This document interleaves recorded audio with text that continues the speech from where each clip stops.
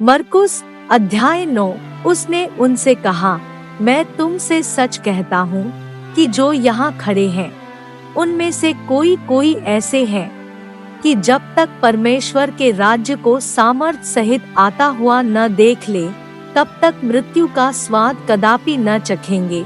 6 दिन के बाद यीशु ने पतरस और याकूब और यूहन्ना को साथ लिया और एकांत में किसी ऊंचे पहाड़ पर ले गया, और उनके सामने उसका रूप बदल गया और उसका वस्त्र ऐसा चमकने लगा और यहाँ तक अति उज्जवल हुआ कि पृथ्वी पर कोई धोबी भी वैसा उज्जवल नहीं कर सकता। और उन्हें मूसा के साथ एलिय्याह दिखाई दिया और वे यीशु के साथ बातें करते थे। इस पर पतरस ने यीशु से कहा, हे रब्बी, हमारा यहाँ रहना अच्छा है, इसलिए हम 3 मंडप बनाएं, एक तेरे लिए, एक मूसा के लिए और एक एलिय्याह के लिए, क्योंकि वह न जानता था कि क्या उत्तर दे, इसलिए कि वे बहुत डर गए थे। तब एक बादल ने उन्हें छा लिया और उस बादल में से यह शब्द निकला कि यह मेरा प्रिय पुत्र है, उसकी सुनो। तब उन्होंने एकाएक चारों ओर दृष्टि की और यीशु को छोड़ अपने साथ और किसी को न देखा। पहाड़ से उतरते हुए उसने उन्हें आज्ञा दी कि जब तक मनुष्य का पुत्र मरे हुओं में से जी न उठे, तब तक जो कुछ तुमने देखा है वह किसी से न कहना। उन्होंने इस बात को स्मरण रखा और आपस में वाद विवाद करने लगे कि मरे हुओं में से जी उठने का क्या अर्थ है। और उन्होंने उससे पूछा, शास्त्री क्यों कहते हैं कि एलिय्याह का पहले आना अवश्य है? उसने उन्हें उत्तर दिया कि एलिय्याह सचमुच पहले आकर सब कुछ सुधारेगा, परंतु मनुष्य के पुत्र के विषय में यह क्यों लिखा है कि वह बहुत दुख उठाएगा और तुच्छ गिना जाएगा। परंतु मैं तुमसे कहता हूँ कि एलिय्याह तो आ चुका, और जैसा उसके विषय में लिखा है, उन्होंने जो कुछ चाहा उसके साथ किया। और जब वह चेलों के पास आया तो देखा कि उनके चारों ओर बड़ी भीड़ लगी है और शास्त्री उनके साथ विवाद कर रहे हैं। और उसे देखते ही सब बहुत ही आश्चर्य करने लगे और उसकी ओर दौड़कर उसे नमस्कार किया। उसने उनसे पूछा, तुम इनसे क्या विवाद कर रहे हो? भीड़ में से एक ने उसे उत्तर दिया कि हे गुरु, मैं अपने पुत्र को, जिसमें गूंगी आत्मा समाई है, तेरे पास लाया था। जहाँ कहीं वह उसे पकड़ती है वहीं पटक देती है, और वह मुंह में फेन भर लाता और दांत पीसता और सूखता जाता है। और मैंने चेलों से कहा कि वे उसे निकाल दे, परंतु वह निकाल न सके।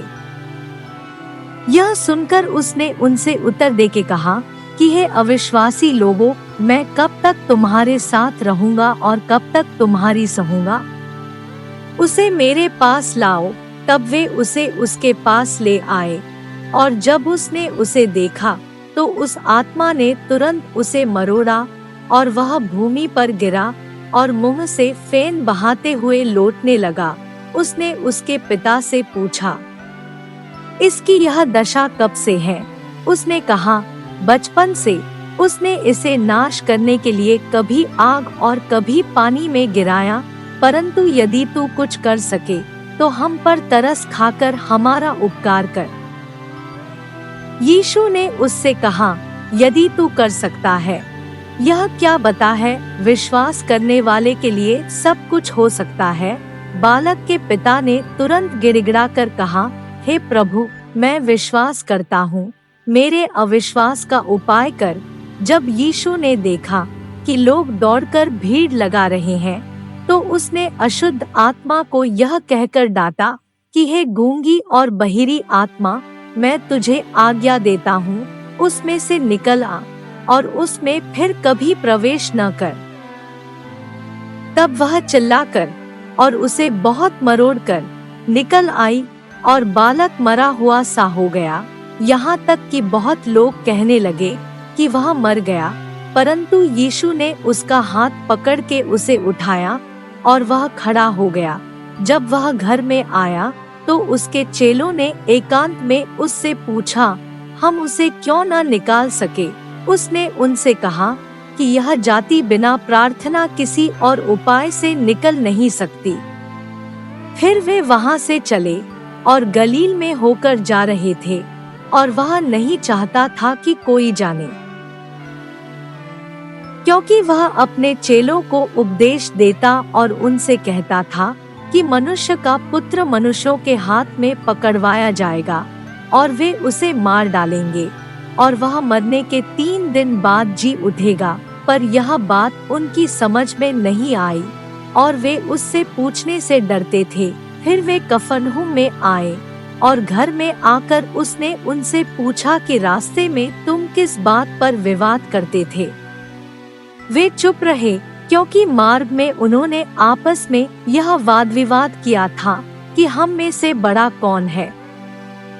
तब उसने बैठकर 12 को बुलाया और उनसे कहा, यदि कोई बड़ा होना चाहे तो सबसे छोटा और सबका सेवक बने।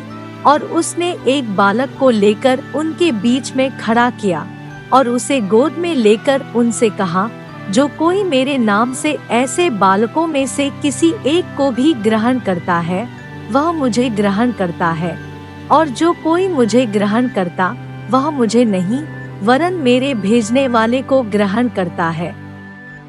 मरकुस अध्याय 9।